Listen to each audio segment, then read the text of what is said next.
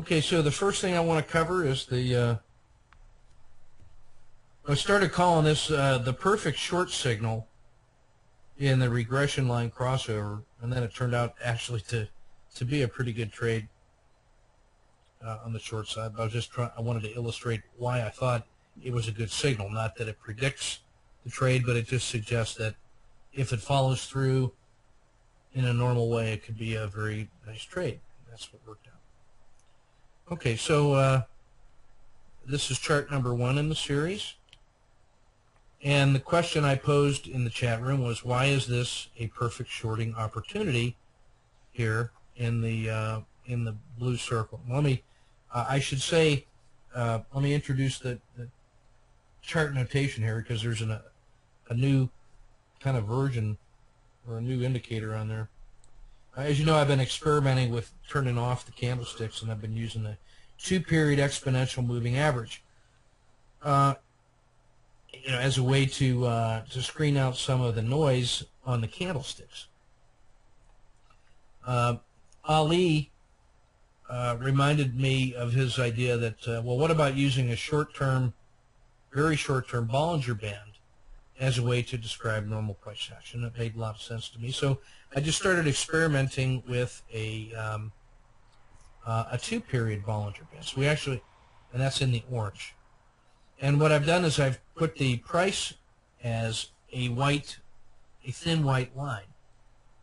And so in this period, this little section here in the middle, you can actually see price traveling from one side of the Bollinger Band to the other as a thin white line until it leaves the bound to normal, and then it comes back. Well, what that does to my little artistic mind is it creates almost a 3D effect that makes that orange 2-period Bollinger Band look like a tape that is floating above the river, almost like a Chinese serpent. And I find it very attractive and easy to see.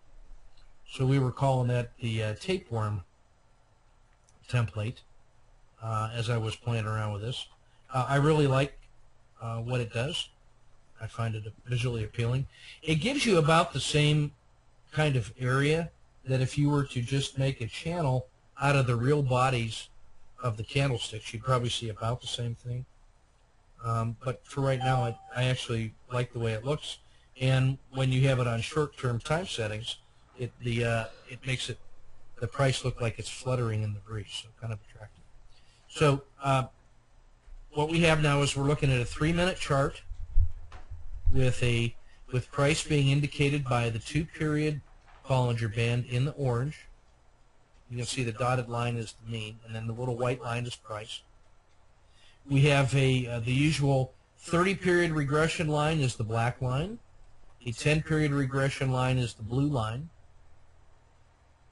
And the river in the middle is this 30-period Bollinger Band plus or minus 1 standard deviation, with the red line highlighted as the Bollinger Band mean.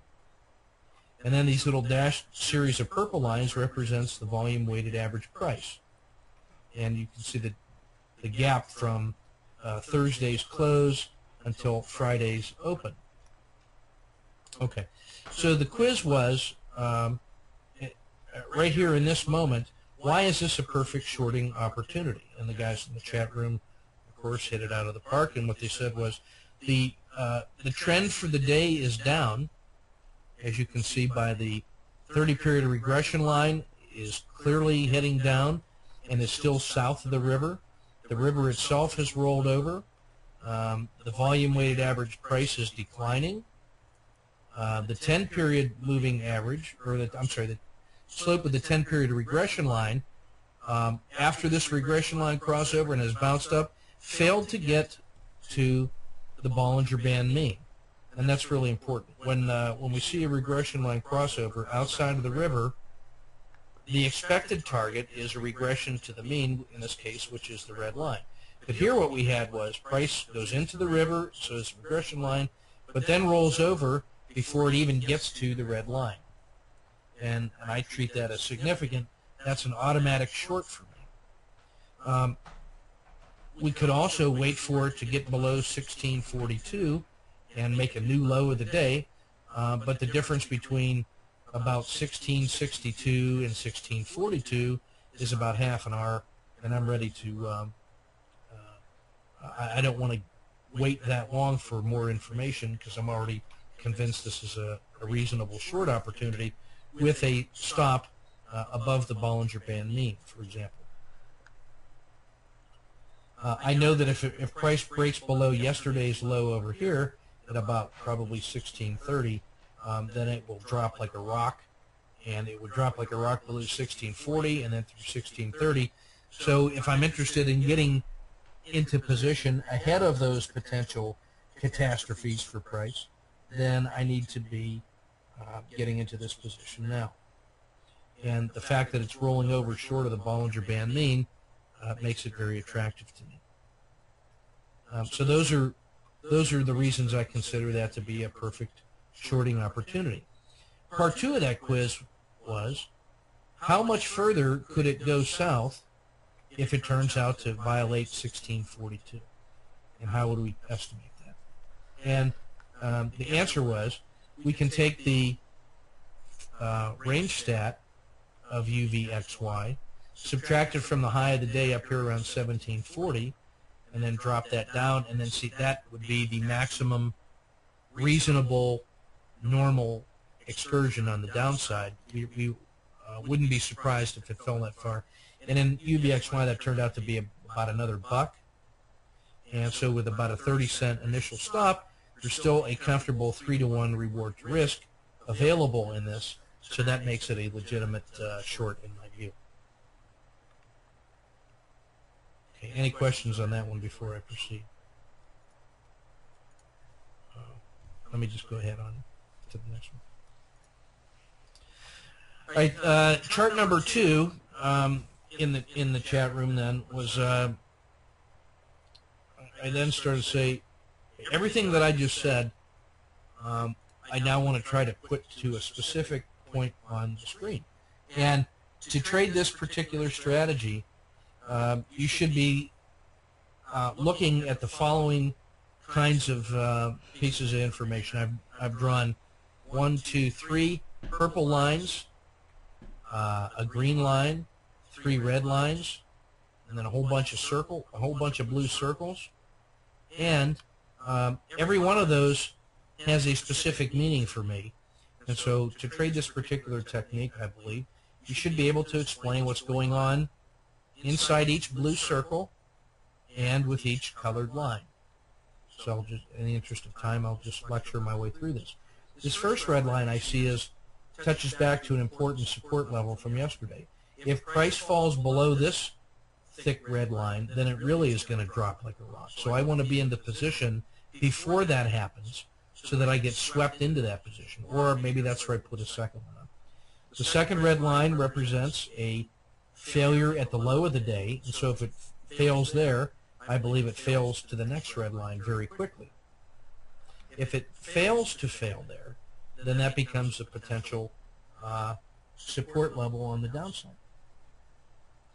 This last little red line here is right at the edge of the river, which is a place that you could decide to get short to, that upon price leaving the river, and with their 30-period regression line short of the river, that's a time when I like to front run the short at about, say, 1645.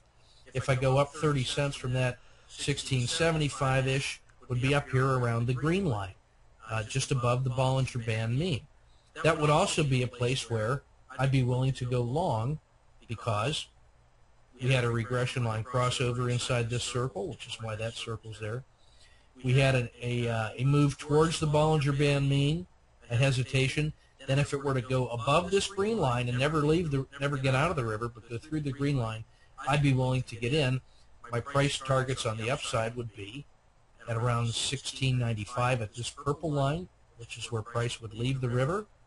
That's another place you could get long at.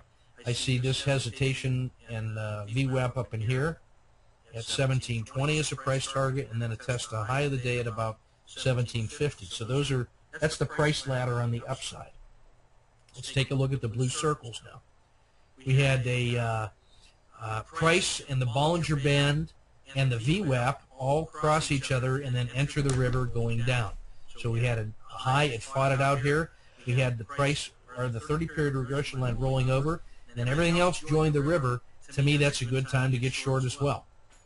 The next one is we have the price and the 10-period regression line gets to the Bollinger Band mean and never looks, it doesn't even hesitate for a second. It's in free fall to the far side of the river where price and the 10-period regression line fail outside of the river. That's another good place to get short at about, that looks like about 1685 you could be short. And look, price never even got back into the river until down here around 1645. So that's a 1-hour move if you can, if you're adept to get short here. If you didn't get short here, you might have waited for confirmation of the 30-period regression line crashing through the VWAP and the Bollinger Band mean. Then later on, you have the beginning of trending behavior right here in this blue circle, where price, the 30-period, and the 10-period regression line have all rolled over and are south of the river and heading down, just as the Bollinger Band mean is rolling over and leaving the VWAP. That's another excellent short opportunity because it rejected the edge of the river and started heading south, and that's an R at a minimum. In this blue line, you have a clear rolling over of the 30-period regression line, or the 30-period Bollinger Band mean, starting to leave the VWAP behind. In this one, you have clear separation, and that lines up with this runaway downside move. There was a brief blip up and then another failure to the downside, down to this price target here to make the new low of the day. You also have this as a regression line. So anywhere you were short inside this excursion to the downside, you've got to be thinking about cashing your profits here and being prepared to see what happens after the regression line crossover. You see now quickly, price and the 10 have moved into the river as the 30-period has rolled over. And now what we had was, instead of getting to the Bollinger Band mean, which is our target after this regression line crossover, we see failure here. And because we haven't gone a full range stat yet and can still frame 3 to 1, that makes this a perfect regression line crossover. So what we have is a series of little indicators going through time that give us additional confirmation about what's going on inside the market and allows us to start taking a position about the directionality of the moves. So that's why I say you should be able to explain what is going on in each one of these blue circles and within inside each of, or what each of the colored lines represent. Okay, moving on. Chart number 2, or 3. This forwards about 30 minutes or so in time, I guess. And this blue line, or this blue circle right here, was where quiz number 1 was posed. And what we had was it came out of the river, hesitated the regression line, rebounded to the edge of the river, and then failed again. So this is now if you got short in here, and you may or this may or may not have hit your stop. My stop was at 1675. It didn't get hit. But even when it fails to leave the river and rolls over again, now what I want you to notice in this area is an additional shorting opportunity. Now what you have is the river has gotten very narrow. Price has failed once and then twice and then 3 times to leave the river, and is now everything is crossed the Bollinger Band mean once more. You have price leaving the river. You have the 30-period regression line rolling over. You have the 10-period regression line rolling over. You still have a downward slope in the Bollinger Band mean. You have the narrow river right here. This is, you can consider that to be a breakout from sideways quiet channel, or just a continuation of this downside move. This is another brilliant short side opportunity. And what I know is, for sure, I want to be short. If it gets below 1640, that would be the low of the day. It's going to drop like a rock, as we saw in the previous chart, based on those other red lines. So I get short here. If I'm not already short, I get short here at 1645 as it's leaving the river I'm not going to wait for it to break a new low because I don't want to get a bad fill if it turns out to make a mad rush to the downside. So the same kind of logic that we used in quiz number 1, we can think about quiz number 2. We have this additional price information here, which says that for about a 30-minute period, it failed to get out of the river, failed to go to the VWAP. There's still more room to the downside, and we can play that as a short. Next chart. Now I'm going to push this over to the right, and I'm going to engage in something I call the continuous estimate process, continually framing. Now what I've done is I've zoomed this out just a little bit, and now we're inside this second quiz circle right here. And like I said, there's no doubt in my mind I want to be short, not later than price violating the thick red line, which was the low of the day. So if it gets below 1640, I definitely want to be short. It's not even thinking twice. I now take a look at this triangle that's being formed by, from the top of the regression line or the high of the day, however you want to draw that, and just draw that down in this about parallel to the path that this Bollinger Band mean was forming. And then I project forward into that. That looks to me like it's coming to a crescendo. It's, we had some big fail in the morning, and then this sideways quiet channel developing, and now the Bollinger Band width is getting narrow. Somewhere between price right now and where these two lines meet, in other words, in this yellow box, which represents about 30 minutes, I think we're going to get a sharp price move to the downside or the upside. I think it's going to go down only because the day has been down, and I know where my price trigger is, not later than crossing that red line. But if that doesn't work and it breaks out to the upside, well, based on this regression line crossover in here, my first target is going to be this price at about 1687. A breakout from here has to get to here. The VWAP to me is the first obvious target. Now, if it gets through 1687, then as far as it fell to the downside, it could go that far above the VWAP, which would simply take it back up to the high of the day, and which is why on the previous chart or so, I drew that as a retest. That looks to me to be the trading channel. And now what I've done is I've created a trade frame that allows me to have triggers and rewards and risks assessed in both directions. And for me, the amount of risk is really in this blue circle. It's the width of the river. Which way it looks like it's going to break out, so I'm going to just get short here because price is breaking out on the downside now, but I'm going to have a stop above here, 20 cents above that at 1660 or 1665. I would reverse and go long with an idea that it's going to get to the purple VWAP and then go retest the high of the day. So this process of continuously updating is called the continuous estimate process by military guys. Okay. So continuing to frame and reframe, trying to figure out the story of the day as we go. All right, so then what happens is, right after that, in fact, so I'm short here at 1645, and then it crashes south very quickly in a matter of about 3 minutes. It goes from 1645 down to as low as 1615. So 30 cents, that's an R move already. And so if I wait for that price to cross the red line and then try to chase this and get a fill, chances are I'm not going to be happy with my fill. And that's why I like to get short inside the last hesitation before the crash, if you will. Am I wrong on that sometimes? Yeah, wrong lots of times. But tiny little losses. But when it works, it pays off in a big way. And so now what I would say is, in terms of my emotional state, as soon as it crosses that red line and crashes, all my interest or the excitement or the anxiety or the nervous energy just kind of disappears because it voted sharply southward. And so it's not even interesting to me anymore, since I now only have one more decision to make, and that is when to exit. So Miguel asked the very perfect question, which was my next question in the script, which is, how do I make this more interesting now? And the answer is, I've got to start stalking the exit in the same way that I stock the entry.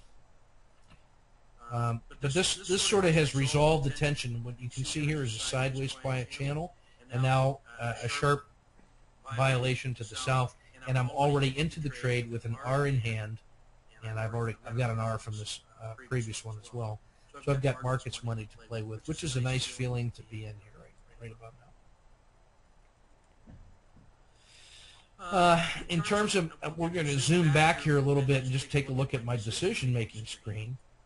And what I have is I've got this reduced ticker list over here, which is sorted by the percent gains and losses for the day so far on a handful of symbols that I had on my short list for trading. And now what I've got is right in here, this is the symbol I was trading. That's UVXY, that's the double inverse VIX. Below that I have TNA, which is a leverage fund, a 3 times Russell small cap. And what I've got there is these often move, as you can see, in opposition to each other. And these are both on 3-minute charts using that tapeworm, or the top one is the tapeworm, because I'm experimenting with that as a replacement for the candles. And then this one shows the regular RLCO lens, but with the candles. So, and then I have my SPY right here, and I have this on 1 minute. I was using the tapeworm because I want to get a little front run on and seeing what the market is doing. So on this move right here, which is 1.1R down into the red circle in UVXY, that time frame from when I got short here down into here is this yellow shaded area. When you look at it on a 1 minute chart, this is what that same move looks like inside SPY on 1 minute charts. A decisive move out of the sideways quiet channel on the 1 minute charts. So that's pretty noisy in there. It's hard to trade that directly. But what you can see is that the breakout on the 3 minutes was a very significant sharp move on the S&P. And at the same time, you had this sharp upward spike in TNA out of the sideways quiet channel. And now, as price is slowing down here in the short, you can already see price degrading in TNA in the same way you can see price pulling back inside SPY. And that's enough for me to cash my 1.1R because I like getting paid. Sue me.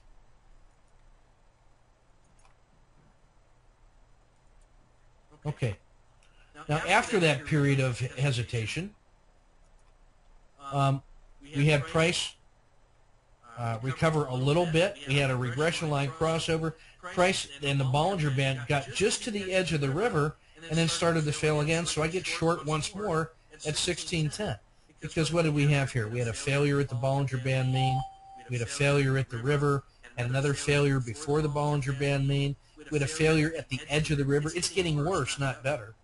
And my note here is, notice the information contribution of the 2 regression lines, the river and the VWAP. Each one of them is given important information here. The VWAP is declining and starting to fail faster. There are guys starting to put volume on these subsequent failures. This is a market that wants to go south. The VWAP tells me that. The 10-period regression line is outside of the river and failing, has already rolled over. It barely got to the mean here. This time it didn't even get to the river and failed. The 30-period, this was a big sell-off in the morning, got flat, hit the Bollinger Band mean, and failed. Man, that is a really powerful signal. Because what you had was this move from the regression line crossing the Bollinger Band mean all the way back here. I consider that to be leg 1, and now this is the beginning of leg 2. And I think leg 2 can be as big as leg 1, which is a move from 1740 down to 1640. That's a 6% move, and there's another 6% move that can go from here at about 1650 down to 15. Well, there it is. There's another 6% move. That's a 12% move. That's tradable. So that look at all the information content that's in there. This next one is just kind of for fun. I have often said at seminars that if we could just get the charts rotated 90 degrees, you would get away from your long side, short side bias. Now, this thick black line in the middle, that's where the VWAP and the Bollinger Band mean parted company right here.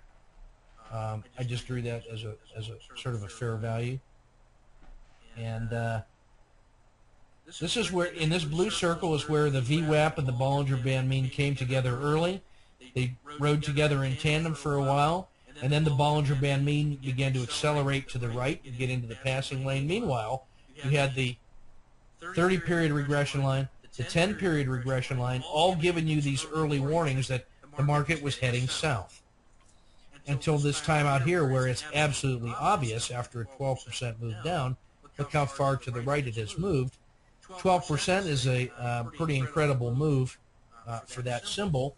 It's up around just slightly above average for UVXY, which is why I like to trade it. So this is really just the previous work. What you notice is, or at least what I notice, is psychologically, when I rotate these 90 degrees, I don't have a directional bias in here. I'm not trying to make the market go up. I can see which side of the which side of the black line that things are on.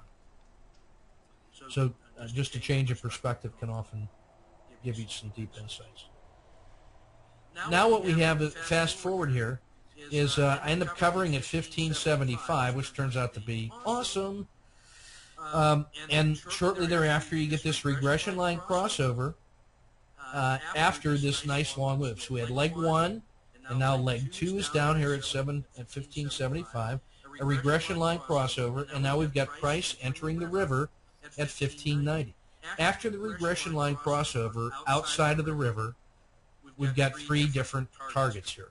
The first target is the Bollinger Band mean. I'm not allowed to be surprised if it gets there. It's supposed to get there. Just like it did on these over here. It got to the Bollinger Band mean. The failure to get there this time is what triggered us to want to go south, and this failure triggered us to want to go south again. So the Bollinger Band mean is the first target after a regression line crossover outside of the river. Far side of the river is the second target, and in this case I picked the third target as the VWAP, and then after that the high of the day. What this regression line crossover here says, if you had been short at any time on the previous price move, you have to be covering by this regression line crossover because you've had this much price action going against that previously dominant trend. That trend is over for now. And now we're looking at targets of 1, 2, and 3 on the upside. You already know how to get short on this one again. Hey, failure before the Bollinger Band mean, failure at the far side of the river, all of those things are reasons to get short again, so we know how to do that. But the moves on the upside, these are the places where we're not allowed to be surprised if price gets there.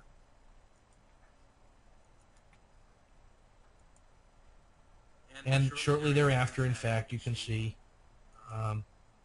almost like clockwork, we've got this move from about 1570 to 1610. That's 1.5 R if you can use 30 cents. Not enough to trade in my view, but I mean, you could try. But the idea being is that that is an absolutely normal move right there. Now the rest of the day, it closed much lower. It made a new low of the day after that, and it failed shortly after this. But that's another, that was turning out to be a third leg down.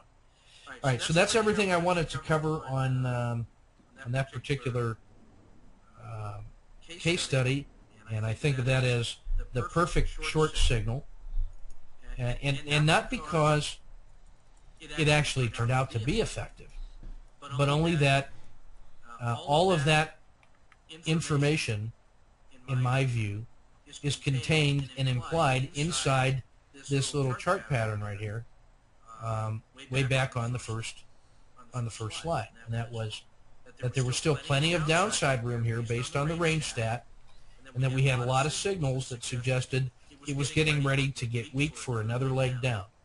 Now, on a good day, you can get this short here, where you had a regression line crossover, failure at the VWAP, and now price and the 10 period, and shortly thereafter the 30 period are all entering the river and going south, fine. I hope you can get that one. Or get it when everything leaves the river here, or when it leaves the river here. But when you get to this position, if you've covered those shorts and you want to get a re-entry, or if you're waiting for that as some kind of confirmation signal because you want to wait till just before lunch, whatever. To me, that was the perfect shorting opportunity, or the perfect shorting signal at that moment, because it had all the information that I needed. I had plenty of information about the day so far, and plus this was a moment when the president started talking nonsense about the economy, and that's never good for price. So that's the story of the perfect short signal on June, I guess that was 8th, yeah, June 8th, 2012. So that's everything I wanted to cover now. It's 8 o'clock and we've been at it for an hour, so thank you for hanging in there. I'll get this thing published and hung on the web there. And you guys take it easy. We'll see you in the chat room tomorrow.